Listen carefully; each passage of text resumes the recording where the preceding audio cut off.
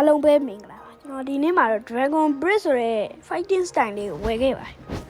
အတန်တော့မှားဝိုင်းလေကျွန်တော်တောင်းမှန်ပါတယ်ဒီကဝယ်ရလဲဆိုရင်တော့ကျွန်တော်ပြောပြမယ်နော်ကဖေးရဲ့အနောက်က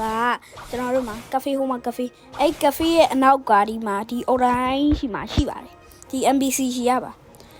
သူရှိရ Fredman 1500နဲ့ဝယ်ရပါတယ်ခုမှစဆိုတဲ့ level 900ကျော်လေးတွေဆိုရင်တော့Fredman 1500တော်ရှာတော်ခတ်ပါတယ်ကျွန်တော်တော့မနေရှာထားပါတယ်အဲ့တော့ကျွန်တော်ဒီ fighting style ကိုကျွန်တော်mystery တော့တင်ပါလိမ့်ဖြစ်ပါတယ်ဟိုမှာဟာကာကြီးဗျာနော်ရင်ဆုံးဟို online ရှိရဘတ်chat လေးတော့ဖောက်ပါမယ်ဖြစ်ပါတယ်စလေးရှိပါတယ်လို့ကျွန်တော်ဆုတောင်းပါတယ်ရှိတော့ပါမှာဒီအနောက်ကဒီဟာထဲမှာနော်ဟုတ်တယ်မအပေါက်မှာဟိုဘက်ကျမ်းမှာမရှိပါဘူး။ဘာချက်စမအောင်မရှိရ။အခုတော့မရှိရ။ဒီတော့ကျွန်တော်ဒိုင်းမွန်းကိုတက်ရင်ကောင်းမှမသိဘူး။ဟုတ်တယ်ဒိုင်းမွန်းတော့တက်မယ်ဗျာ။ဒီတော့ကျွန်တော်ဒိုင်းမွန်း quest ကိုယူလိုက်ပါမယ်ဗျာ။အမွန်း quest ကိုယူလိုက်ပြီဆိုရင်ကျွန်တော်တို့အရင်ဆုံးဘယ်ကသွားမလဲဆိုရင်ကဖေးကိုရင်ပြန်လိုက်ပါကဖေးရောက်ပြီဆိုရင်တော့ဒီဘက်ကဒီမှာအဲ့ဟိုတပင်ရှိတဲ့နေရာပါအဲ့မှာထိုင်မွန်းဆိုတဲ့ boss ရှိပါတယ်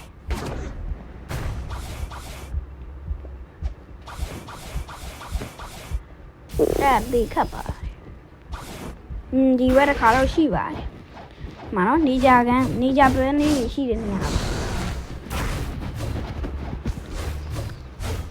တက်ပါတယ်ဒီ boss ကဆိုရင် second စီမှာအလွယ်ဆုံး boss လို့ပြောလို့ရပါတယ်ဘာလို့လဲဆိုတော့ဒါ first boss လေးဖြစ်ပါတယ်ရမ်းလွယ်ပါတယ်ကျွန်တော်တွေးတဲ့ဆိုရင် Dragon Bridge နဲ့တက်လိုက်ပါမယ်ဖြစ်ပါတယ်အဲ့တော့လည်းဒီလိုတွေးရအောင်လုပ်ရမယ် not T-Rex နဲ့တွေးရအောင်လုပ်မယ်ဗျာပြီးတော့ဒါဆိုတွေးသက်လောက်ပဲကျန်တော့ဒီတစ်ခုသုံးပြီးလို့ရှိရင် Dragon Bridge နဲ့ထိုးလိုက်ရုံဒါဆိုလုံးဝတွေးသက်Dragon Bridge နဲ့ထိုးလိုက်တော့ဟိုမှာတွေ့တယ်ဒီမှာ mystery အများကြီးတက်ပါတယ်9ခုတောင်တက်သွားတယ်ဗျာstage ဆိုတော့မလီရွေးတင်တော့မယ်ကျွန်တော်ဒီဟာကို fan နေရဆိုတော့ဒီလိုရှင်ကဖေးသွားရင်ကောင်းမှာဟုတ်တယ်ကဖေးကိုပြန်လိုက်တင်တယ်နော် bro ကဖေးကိုပြန်ကြပါ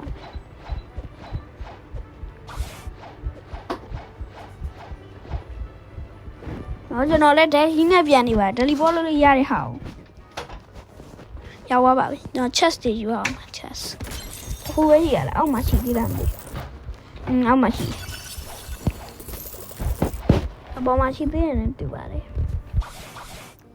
အပေါ်မှာလည်းမရှိဘူးဗျာကျွန်တော်တို့ဒီဟာကြီးအပေါ်သွားကြည့်မယ်ဗျာအပေါ်သွားကြည့်တော့ကျွန်တော်ဟိုကတော့တက်မယ်ဗျာဂျာမနီဆိုတဲ့တရားဂျာမနီတော့မှားတယ်တောင်းမှမှားတယ်အဲ့ဘယ်ကတော့ level 8ကျော်ဆိုတက်လို့ရပြီနော်ဟုတ်ပါတယ်အဲ့ဘယ်ကိုလဲ Dragon Bridge နဲ့ပဲတက်သွားပါမယ်ဟုတ်ကဲ့ဘယ်ကသွားလဲဆိုဒီတောင်ကြီးတွေကြားထဲကသွားကျွန်တော်ဆိုဒီ quest ကိုယူတော့ဆိုရင်ကျွန်တော်မသိလို့တော့ YouTube ကပြန်ကြည့်ရပါတယ်အဲ့ဘောတက်ရတယ်တေချာတက်ရပါတယ်နဲ့ခတ်လို့အဲ့မှာကွင်းပြင်ကြီးထဲမှာတယောက်တည်းနေနေတဲ့ဘဲကြီးရှိပါတယ်အဲ့ဘဲကြီးကိုတက်ရမှာပါအဲ့တော့အရင်ဆုံးတော့သွေးလျှော့မယ်အဲ့ပြီးတော့ Dragon Bridge နဲ့တက်လိုက်ရမှာဒါပဲကျွန်တော်ရဲ့ formula ပေါ့နော်တက်တယ်ဗျာသူ့ကိုတက်မှုဆို scale 3 လိုက် dash လေးလုပ်လိုက် scale 3 လိုက် dash လေးလုပ်လိုက်အဲ့ဆိုရင် damage ကလုံးဝမထိဘူးဗျာကျွန်တော်ဆိုလူလိုကြီးသွားခုတ်တာထိတော့ထိတယ်ဗျာငါလူလိုကြီးသွားထိုးတာဗျာဟိုမှာတော်တော်နာသွားတယ်အဲ့ဘေးလေးလွယ်ပါတယ်တက်ထားပါတယ်တက်တယ်ဗျာကျွန်တော်တက်တယ်ငေါ်လဲတွေးတက်သူကတော့နည်းနည်းများနေပြီပါဟိုမှာ M1 နဲ့သွားခုတ်တယ်M1 နဲ့သွားခုတ်တယ်သူ scale မတုံးဘူးထင်ပြီးကျွန်တော်သေသွားပါ ကျွန်တော်နောက်တစ်ခါထပ်ပြီးသွားတက်မယ်ဗျာကြည့်နေဘူး cost ကတော့ယူပြီးသားဆိုတော့တန်းသွားလိုက်ရုံပဲဆိုတော့ let's go တော်သေးလို့ဗျာရှိသေးရဲ့မဟုတ်လို့ရှိရင်တခြားလူတွေကျွန်တော်အဲ့လိုမျိုးတစ်ခါလေးကြာရင်ရှော့ရှော့သွားလို့ရှိရင်လာတတ်တယ် boss တီဆိုရင်လေ live fan ကြတယ်ပေါ့ကျွန်တော်ဆိုလဲစီးဝါးမှာ boss တီ fan ပါတယ်တော်သေးလို့ရှိသေးရဲ့ဗျာအဲ့မှာအဲ့ T-Rex ရဲ့ 8K ကိုတော်တော်ကြိုက်တယ်အဲ့မှာတော်မိုက်တယ်ထိုးကွာထိုး 8K ရအားတော်ရတယ်ဗျာပြမရသေးပြမယ်ပြအမအဲ့လိုလုပ်လိုက် damage လည်းတော်တော်စိတ်နေဗျာ T-Rex တကယ်ကောင်းပါအမေကလည်း damage ထွက်သုံးလို့ကြားထားတယ်ဟာတို့ရတယ်ကိုင်းနေပြီရှောင်းမှန်တယ်ဒီကရှောင်းရင်တော့ gain တလီလားနိုင်တော့ပါနော် hacking နဲ့စကေးရနမပွင့်နေဟာမထီဘူးတဲ့ဒီဟာတော့နိုင်နေဗျာသိကြပါ့ဒီဟာတော့နိုင်နေခဏမထိတာကြီးရတော့ဘယ်တော့နေရှင်တော့ငမင်းနဲ့တက်မှာဗျာစကေးတူးနဲ့ဖြူအားရဒီခါတော့ထိပါတော်သေးအဲ့မှာဘယ်ကောင်လဲမြောက်ရောက်လာဟက်ကာကြီးတက်သွားရကျွန်တော်ရဲ့ Dragon Break ကို mystery မတင်လိုက်ရအောင်အဲ့ကျွန်တော်ပတ်စံတော့ရလိုက်တယ်ပတ်စံလည်းမလောက်သေးဘူးကျွန်တော် fruit roll မဟုတ်ဒီဗီဒီယိုမှာ fruit roll တွေဟာထည့်မယ်လို့ပြောပြီး fruit ကမလောက်ဘူးပတ်စံကမလောက်နေဘူးဗျာteleport မယ်လို့ teleport လို့လည်းမရကွန်ပတ်ကြီးဖြစ်နေတယ်ဟိုဘဲလာထိုးတာအဲ့ကျွန်တော် restart လိုက်မယ်ဗျ restart ရင်တော့ရောက်လာတော့မသိဘူးနော်ဟာရောက်တယ်ဟာ oh my god wow နောက်တော့ဘယ် boss ကိုသွားတက်ကောင်းမလဲမသိနော်ဟိုသွားတက်နေတယ်ဟုတ်တယ်ဟိုသွားတက်မလားဘယ်ရလဲဆိုတော့ green zone က boss ဗျာကျွန်တော်လည်းနာမည်မခေါ်တတ်ဘူး green zone က boss ကိုနဲ့ဆိုင်တူဟုတ်လောက်တယ်အဲ့ပဲဟိုချတယ်မလား gravity gain ချပေးရမှာကျွန်တော်တို့အခုဒီမရသေးဘူးဗျာအဲ့ဘေးကိုသွားတက်မယ်ဗျာအဲ့ဘေးကဒီတရားကြီးကိုဖြတ်သွားတရားကြီးရတယ်ရှည်လိုက်တယ်ဘေးရှည်တယ်ဗျာနော်ကျွန်တော်ဗီဒီယိုတွေ fruit ပေးခြင်းလို့ရှိရင်ပေးလို့ရပါတယ်လို့အားမနာပါဘူးလို့ရှိလားမသိဘူး boss ကရှိလောက်ပါတယ်မြင်ရလားမသိနော်ဟာကြီးရလည်း V1 ကပြောတာဟိုးဝေးကြီးမြင်ရမရှိလောက်သေးဘူးဗျကွက်ယူလောက်ဒီကတော့မမြင်ရသေးဘူးမရှိလောက်တော့ဗျဟုတ်တယ်မရှိလောက်တော့လောက်တော့ဆိုရင်တော့မရှိလောက်ဘူး9မိနစ်လိုသေးလည်းမသိဘူးထွက်မို့ဟုတ်တယ်4မိနစ်ကျော်လိုသေးအဲ့တော့နောက်ထပ်တစ်ကောင်သွားတက်မယ်အဲ့ဒါတော့ smoke emerald ဆိုတဲ့ဘဲကြီးပေါ့နော်သူကတော့ဘာမှရှိလဲဆို hot and cold Iceland မှာရှိပါတယ်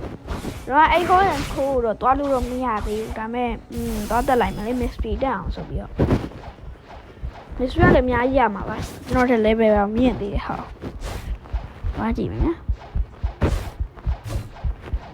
ဟို level ဘယ်လောက်ဆိုကျွန်တော်ထင်တော့ level 1200ဆိုတက်လို့ရပြီနဲ့ဒီဘဲကြီးတော့မလားဟမှာလည်းမသိဘူးကျွန်တော် energy ကုန်နေလို့ရော reset ပြန်ချလာအောင်အော်ဟိုမှာအဲ့မှာရှိတယ် reset ပြန်ချလာအောင်ဟိုမှာ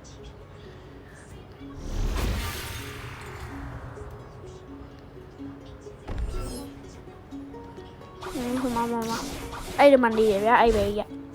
အော်ကိုမှာ boss တကောင်မရှိအဲ့ boss ပဲပေါ့နော်ဟာအခုမရှိဘူးဗျာ19မိနစ်တည်းမှာပြောတော့နော်ဒီ hot and cool ရဲ့ hot ဒီဘက်ကဒီဘဲလေးတွေကိုတက်မှာဗျာနိုင်ရလားမသိနိုင်တော့မှာပါအချိန်လေးကြာသွားမှာဆိုလို့အားလုံးပဲTag 8လေးတွေလိုက်ကြည့်ပေးပါဦးဗျာ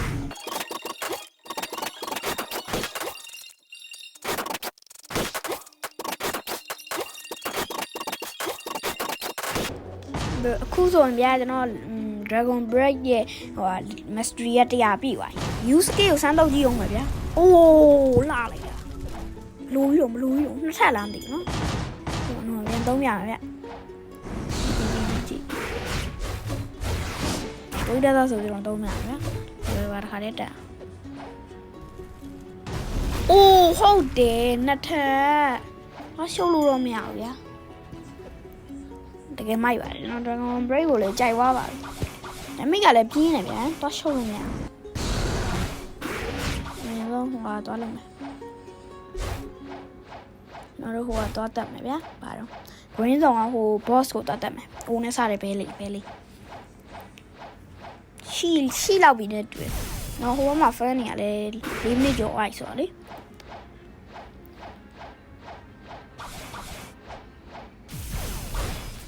quest လေးယူပြီးသွားပြီဆိုတော့ခါလေးတက်လိုက်ရုံပဲရှိတယ်နဲ့တူမရှိဘူးတွေ့တော့မတွေ့ရသေးဘယ်သွားမှာအဲ့နေတော့ပျောက်ကုန်ဟိုမှာ quest ယူရနေရနော်ဟုတ်တယ်ဟိုမှာ quest ယူရနေဆိုဒီဘက်ချမ်းမယ်ဟိုမှာမနိုးသေးဘူးနဲ့တူတယ်ဒီပဲဒါမှမဟုတ်တခြားဘက်တက်သွားလားမသိဘူးတခြားဘက်တက်သွားရင်ဟိုဘက်မှာသွားလောက်လိုက်ကြတော့မှားသွားပြီပေါ့နော်ဘာပဲဒီ game လေးရပါစေလို့ရှိလို့ရှိရင်တော့ဟုတ်တယ်ရှိတယ်အချိန်ကဟိုဘက်မှာတိတ်မကြွားအကြောင်းရှိတယ်30တဲ့သူနိုးတာနဲ့ဗျာကျွန်တော်စကေးလေးတုံးလိုက်မယ်3 2 1ဖြုံးအဲ့လိုမျိုးကြိတ်ရတယ်ဟာငေါရင်းနေပါအဲ့ပဲ M1 ရွေးတုံးလို့ရှင်ငေါစကေးတုံးလို့မရဘူးလို့တီဒီဒီ Dragon Break ကို level နေမှာကွာမဆွေပြောတာ level တော့ဖြစ်ကုန်ပြီအဲ့ဟာကြီးတော်တော်ဆိုးပါတယ်အဲ့ဒါခြောင်တက်ရင်တော့လွယ်ပါပြီပဲဟိုတိုးရတော်တော်ကိုင်းသွားရော M1 ရွေးထိုက်ချဒီရက်စုလေကျွန်တော်အသေးကြိုက်တယ်ဗျာဒီရက်အကောင်ကြီးပြောင်းဖို့ဗီဒီယိုလာပါမယ်ဗျာနောက်ကြရပါတော့ကျွန်တော်အခုတော့ level ကတော်တော်လိုသေးတယ်ဖမ်းမှုလေးကျွန်တော်ချိန်မရဘူးကြောင်းတစ်ဖက်နဲ့ရပြီရှာသူတတ်လိုက်ရုံပဲဟာဘယ်ကောင်ရောက်လာလိုက်စုနေအော်တော်လေးလို့ဘောတော့ငါပြစ်လေးပဲရောက်သွားလို့တော်ရပါပဲ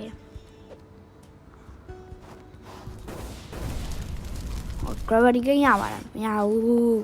လိုချင်တဲ့ဟာကိုမြင်ပေးဘူးကွာဒီပဲ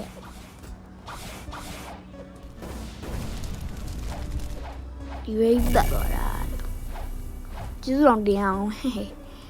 မလီဝတ်တင်လိုက်ပါမယ်နော်ခုလိုနဲ့ကတိလေးတော်လာတယ်လို့ Dragon Break မိုက်အသိမိုက်ဟိုအဲ့တော့အားလုံးပဲ bye bye